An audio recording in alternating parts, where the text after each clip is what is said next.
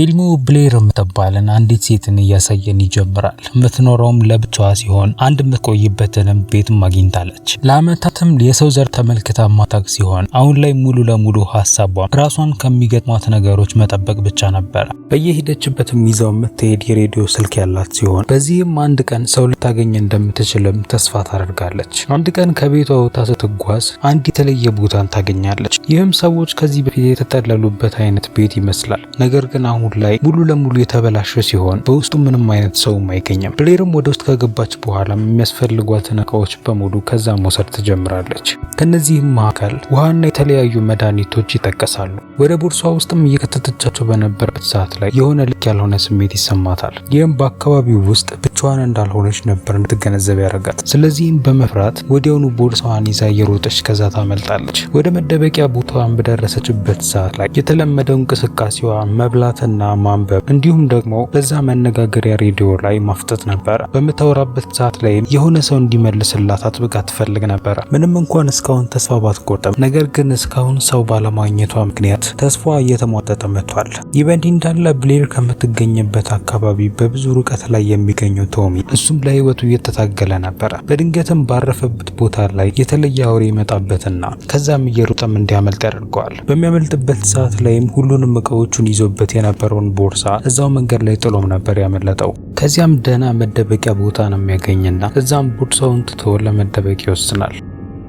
ሌሊቱን በሙሉም በፍርሃት የሚያሳልፍና በመጨረሻም ይነጋል። ከዚያም የነበረውንም ድፍረት በሙሉ በማሰባሰብ ወደዛ ቦታ ለመመለስና ቦርሳውን ለመውሰድ ይወሰናል። ይህንንም ካደረገም በኋላ ሌላ መደበቂያን ቦታ ነበር መፈለግ የጀመረው። እሱም ልክ እንደ ብሌር የሬዲዮ መገናኛ ያለው ሲሆን በዛ ማውራት በጀመረበት ሰዓት ላይ እንደ ድል ሆኖ ከብሌር ጋር ይገናኛል። ከዚያም ቶም ለብሌር በአንድ በረት ውስጥ ተደብቆ እንደሚገኝና አውሬውም እየተከታተለው እንደሆነም ይነግራታል። ከዚያም ብሌር ይህንን ቦታ ታውቀው ስለነበረ በዛ ጥግ ላይ የሆነ መስኮት እንዳለና በዛ ማምለጥ እንደሚችል ትነግረዋለች። ቶሚም ይህንን በማዳመጥ በዛ በኩል ያመልጣል። በብሌር እርዳታም ከሞትም ሊተርፍ ችሏል።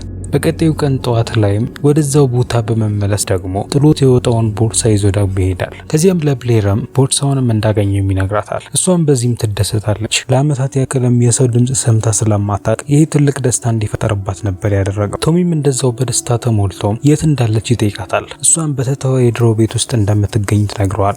ይህንን ቦታ የመረጠችውም ከአውሬዎቹ ለመራቅ እንደሆነና ከዚህም ብዙ ርቃም እንደማትንቀሳቀስም ትነግረዋለች። ከዚያም ቶሚ ደግሞ የራሱን ቅድም ይነግራታል። ቤተሰቦቹ የሚኖሩ የነበሩት በተራራው ጫፍ ላይ እንደነበረ ይነግራታል። እዛም በቆዩበት ጊዜ ላይ አውሬዎቹ ብዙ ጊዜ ወደዛ ቦታ እንደማይመጡ ተገንዝበዋል። ብሌርም ይህንን በመስማቷም ትደሰታለች። ለረጅም ጊዜም ብቻዋን መቆየቷ ደብሯት ስለነበረ ከሱ ጋር ወደ ተራራው ቦታ ለመሄድም ይስማማሉ። ይሁን እንጂ የሚገናኙበት ሬዲዮ ግን ባትሪው በጣም ትንሽ ስለሆነ ያንንም ባትሪ እስከሚገናኙ ድረስ ለመቆጠብ ሲሉ በቀን 3 ብቻ መነጋገር እንዳለባቸው ተነግረዋለች። ከዚያም በጥንቃቄ ለመጓዝና በተራራው ላይም ለመገናኘት ይወስናል። ብሌርም ልብሶቿን ካስተካከለች በኋላ ለጉዞ ስትዘጋጅ ቶሚ በሌላ በኩል ጉዞን ጀምሯል። ይሁን እንጂ የሆነ ርቀት ከተጓዘ በኋላ ግን ይደክመውና ከያዘው ምግብ ላይም ለመብላት ይወስናል። ይሁን እንጂ ጉዞ ረጅም ሊሆን እንደሚችል በማሰብ ምግቡን መቆጠብ እንዳለበት ይሰማውና ሳይበላም ይተዋል። ይህ በእንዲህ እንዳለ ብሌርም ጉዞዋን ጀምራለች። በቅርቧም የሆነ ባዶ ቤት ታገኘና አንዳንድ ምግቦችንም ለማግኘት ስትለም ወደ ውስጥ ከፍታ ትገባለች። ቤቱም ሰው ገብቶበት ስለማያውቅም ሙሉ ለሙሉ ተበላሽቶ ነበረ። እሷም በጥንቃቄ በመሆን በቤቱ ውስጥ ያገኘቻቸውን ምግቦችም ታነሳለች። ያ ብቻ ሳይሆን ብሌር በኋላ የምትበላውን ጥንቸልም አድና ልትይዝ ትችላለች። በቤት ውስጥ ያገኘችውንም ሄድፎንን በመጠቀም በዚህ አስፈሪ ሁኔታ ውስጥ እንኳን ሆና ዘፈን ከፍታ እያዳመጠች ለመሄድ ትወስናለች።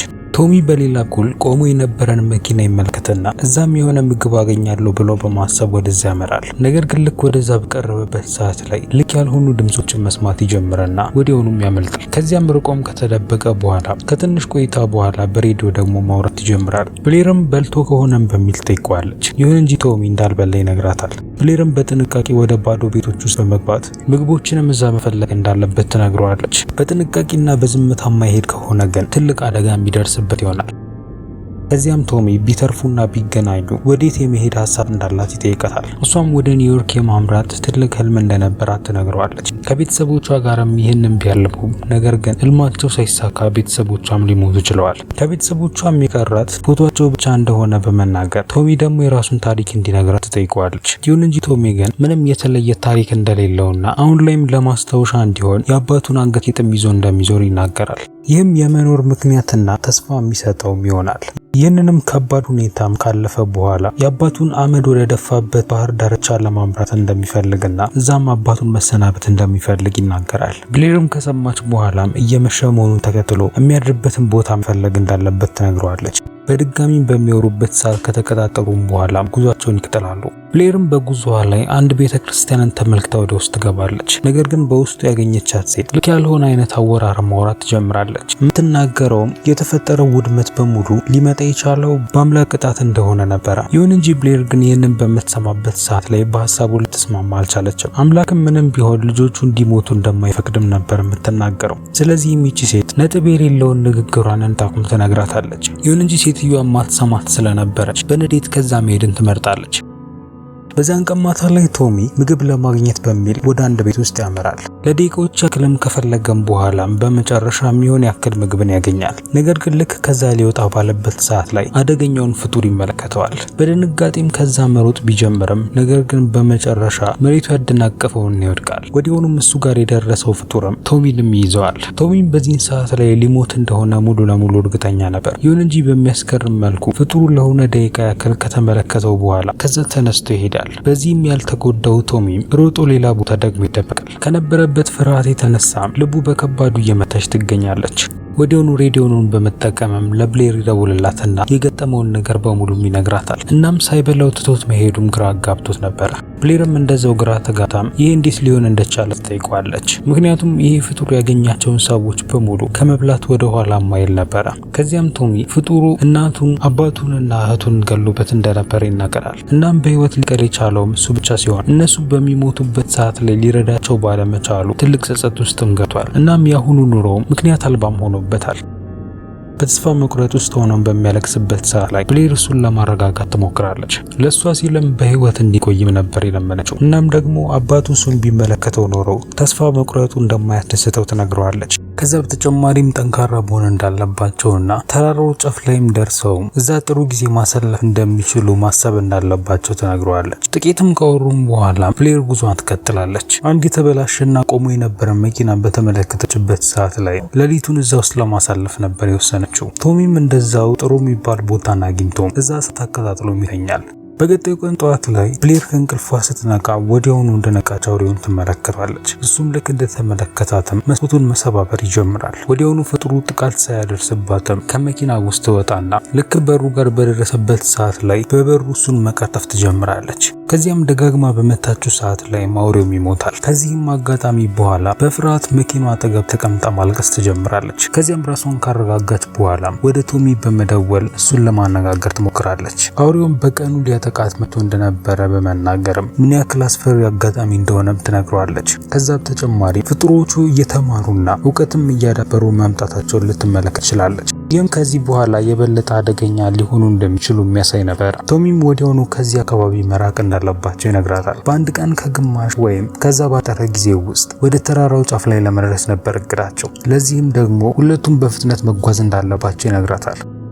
ከዚያም ሁለቱም በተራራው ላይ እንደሚገናኙ ተስፋ በማድረግ ጉዟቸውን ይቀጥላሉ። በቀጣዩ ብሌር ወደ ባቡር ሀዲዱ ጋር ትደርሳለች። እዛም ተቀምጣም ካሜራዋን ካወጣች በኋላ ፎቶም ታነሳለች። ቶሚ በሌላ በኩል አንድ ፈረሶች ይገኙበት የነበረውን ቤት ያገኘና እዛም ቆሞ መመልከት ይጀምራል። ይሁን እንጂ ልክ በዛን ሰዓት ላይ ግን አንድ የተራበች ሴት ወደሱ ጋር ትመጣለች። በድካም ውስጥ መሆኗ ተከትሎ ቦርሳው ውስጥ ያለውን ነገር በሙሉም እንዲሰጣትም ትነግረዋለች። ይህንን የማያደርግላት ከሆነ ግን እንደምትገለው ነበር የነገረችው። ቶሚም ስላለችበት ሁኔታ ቢያዝንላትም ነገር ግን የያዘው ምግብ ለራሱ ብቻ ስለነበረ ሊሰጣት እንደማይችል ይነግራታል። ይህም ሴቷን እንድትናደድ ያደርጋትና እሱንም ለማጥቃት ማራራት ትጀምራለች። ቶሚም ወደ ቤት ውስጥ በመግባት በአንደኛው ጥግ ላይ ይደበቃል። ነገር ግን ልክ በዛን ሰዓት ላይ ሌላ አደገኛ ነገር ይገጥማቸዋል። በክፍል ውስጥ ተደብቆ ይገኝ የነበረው ፍጡር ያቺን ሴት ድንገት ይመለከታታል። ቶሚም እሱን ተመልክቶ ከዛ ወዲያውኑ በሚያመልጥበት ሰዓት ላይ ልጅቷ ግን የአውሬው ራት ትሆናለች። ቶሚም ከዛ ካመለጠ በኋላ ወደ ብሌር ደግሞ ይደውልላታል። ይሁን እንጂ በዚህ ጊዜ ግን ሬዲዮኑን አጥፍተው ስለነበረ ልታነሳለት አልቻለችም። ብሌር በዛው በሀዲዱ መንገድ ላይ በነበረችበት ሰዓት ላይ ድንገት አውሬው ወደ እሷ ጋር ይመጣል። የምታመልጥበት ምንም አይነት መንገድ ስላልነበረም ከሱ ጋር ለመፋለም ትወሰናለች። ይሁን እንጂ ልክ በዛን ሰዓት ላይ ሌላ ትልቅ ሰው ወደዛ ይመጣና ፍጥሮቹንም በያዘው መጥረቢያም ይገላቸዋል። ከዚህ አጋጣሚ በኋላም ብሌርን ወደ ቤቱ በመውሰድ እዛ ቁስሏን ያክምላትና እንድትጠጣም ሻይ ያቀርብላታል። ብሌርም ለምን እንደረዳት በመጠየቀው ሰዓት ላይ ሊያደርግላት የሚችለው ነገር ያንን ብቻ እንደነበረ ይናገራል። ለብቻውም እንደሚኖር በመጠየቀው ሰዓት ላይ ብቻውን እንደሆነና አውሬዎቹም ሚስቱን እንደገደሉበት ይነግራታል። ይሁን እንጂ እንደዚህ አይነት ኑሮን ከመኖር መገላገሏ ጥሩ እንደሆነ ነበር የሚሰማው። ከቆይታዎች በኋላ ብሌር ወደ ቶሚ ትደውልለትና የገጠማትን ነገር በሙሉም ትነግረዋለች። ስለ አዳነትም ሰው በምትነግረው ሰዓት ላይ ከዚህ በፊት አንዲት ሴት እሱ ልታጠቃው እንደነበረ በመናገር ይህንንም ሰው ብዙ ማመን እንደሌለባት ይነግራታል። ብሌር ግን ይህንን ሰው እንደምታምነውና እሷን ትቷት መሄድ እየቻለ ሊያድናት መሞከሩ ብቻ እሱን እንድታምነው እንደሚያደርጋት ትነግረዋለች። ልክ ወደ ተራራው አካባቢም ከደረሱ በኋላም ልክ አሁን እንዳለችበት አይነት ቤትን ሰርተው እዛም እንደሚኖሩም ትነግረዋለች። ከዚያም ብሌር ስለ እናቱ ታሪክ መናገር በሚጀምርበት ሰዓት ላይ ድምጿን መድከም ይጀምራል። ፍጥሩም ያጠቃቸውም በተኙበት እንደነበረም ትናገራለች። እናቷም ብሌር እንዳትሞትባት ስትል ብሌርን ከዛ እንድትሮጥ ነግራት እንደነበረና ነገር ግን በመሃል አውሬው እናቷን ማጥቃት እንደጀመረ ትናገራለች። ከዚያም በሽጉጧ ውስጥ የነበረውን የመጨረሻ ጥይት በመጠቀምም እናቷን እንደገደለቻት ነው የነገረችው። ይህንንም ያደረገችው እናቷን በዛ ስቃይ ውስጥ ማየት ስላልቻለች ነበረ። ብሌርም ማልቀስ በጀመረችበት ሰዓት ላይ ቶሚ ያረጋጋት ያደረገችው ነገር ልክ እንደሆነና እናቷንም ከዛ ስቃይ መገላገሏም ልክ እንደሆነም ይነግራታል። ከዚያም ብሌር ከተረጋጋች በኋላ ወደ ውስጥ ትመለሳለች። ሽማግሌው ጄምስም ያወራችውን ነገር በሙሉ ሰምቷት ነበረ። እናም ያደረገችውን ነገር ሌላው ሰው ለማድረግ ትልቅ ጥንካሬ እንደሚያስፈልገው ይነግራታል። ሚስቱም ተመሳሳይ ሁኔታ ውስጥ እንደነበረችና ነገር ግን እሷን ከሞት ባለማትረፉ ትልቅ የጥፋተኝነት ስሜት ስለተሰማው እሷንም ከሞት ያተረፋት ይሄ የጥፋተኝነት ስሜቱ እንዲቀልለት እንደሆነ ይነግራታል። ከዚያም ጄምስ ለብሌር ለጉዞ የሚያስፈልጋትን ምግብ በቦርሳ ሞልቶ ይሰጣታል። ቶም እየጠበቃት ወደሚገኘው ወደ ሰሜናዊ አቅጣጫ ጉዟን እንድትቀጥልና የምትቆይበትን ቦታ ከፈለገች ቤቱ እሱ እስካለ ድረስ ክፍት እንደሆነ ይነግራታል። ብሌርም ካመሰገነችው በኋላም ከዛ ትሄዳለች። ቶም በሌላ በኩል ብቻውን ተቀምጦ የመጨረሻው ምግቡን ሲመገብ እንመለከተዋለን። በድንገትም የሆነ ድምጽ ይሰማና መፍራት ይጀምራል። ልቡን መምታት በጀመረበት ሰዓት ላይ ድንገት ከጨለማ ውስጥ የመጣው ፍጡር እሱን ለማጥቃት ይጥለዋል። ቶሚም የነበረውን አቅም በሙሉ በመጠቀም ከፍጡሩ ጋር መፋለም ይጀምራል። ይሁን እንጂ አውሬው ግን ከሱ በላይ ጠንካራ ነበረ። ከዚያም ቶሚ ከጎኑ ያገኘውን ድንጋይ በመጠቀም አውሬውን በተደጋጋሚ መታውና ይገለዋል። ከዚያም ለብሌር ሊደውል ቢሞክርም ነገር ግን የሬዲዮ ባትሪ ያልቅበታል።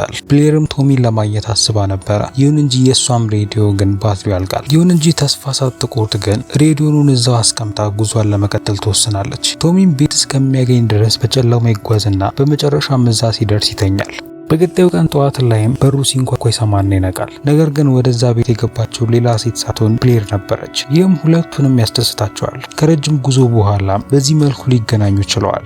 እዛም በነጻነት ማውራት ሲጀምሩ ብሌር ወደ ሌላ ቦታ መሄድ እንደማያስፈልጋቸውና እዚሁም ቆይተው አሪፍ ኑሮን መኖር እንደሚችሉም ትነግረዋለች። ቶሚም አንድ ላይ እስከሆኑ ድረስ ከዚህ በኋላ የሚያስፈራቸው ነገር እንደማይኖር ይናገራል። ነገር ግን የደስታ ጊዜያቸው ብዙም ይቆይ አልነበረም። ምክንያቱም ሁለት አውሬዎች ወደዛ ቦታ ድንገት ይመጡባቸዋል። በመደንገጥም ወደ ቤት ውስጥ ከገቡ በኋላ በሩን ይቆልፉታል። ብሌርም በመስኮቱ እየተመለከተችም አውሬዎቹ ባልተለመደ መልኩ በቀን እነሱ ማጥቃታቸው ልክ እንዳልሆነ ትናገራለች። ሌላ የሚያመልጡበትን መንገድ እንደሌለም በመገንዘብ ቤት ውስጥ የነበረውን የሲሊንደር ጋዝ ይከፍቱታል። አውሬዎቹም ደብድቦ በሩን ከከፈቱት በኋላ ውስጥ እንደገቡ እሳት በመለኮስ ቤቱ በከባዱ እንዲፈነዳ ያደርጉታል። በዚህ መልኩ አውሬዎቹ ከነ ቤቱ ይቃጠላሉ። ቶሚና ብሌር ግን ከቤቱ ቀድመው ስለወጡ ይህ አደጋ አልደረሰባቸውም። ምንም እንኳን ሊኖሩበት ያሰቡት ቤት ቢፈርስም ነገር ግን ተስፋ ባለመቁረጥ ሌላ ቤትን ለመገንባት ይወስናሉ። ይሁን እንጂ አስፈሪው ጊዜ አሁንም ያበቃ አይመስልም። ከተራራዎቹ መሃልም ከባድ ድምጽ መስማት ይጀምራሉ። ቀና ብለው ሲመለከቱ ያዩት ግዙፍ ፍጡር ያስፈራቸዋል።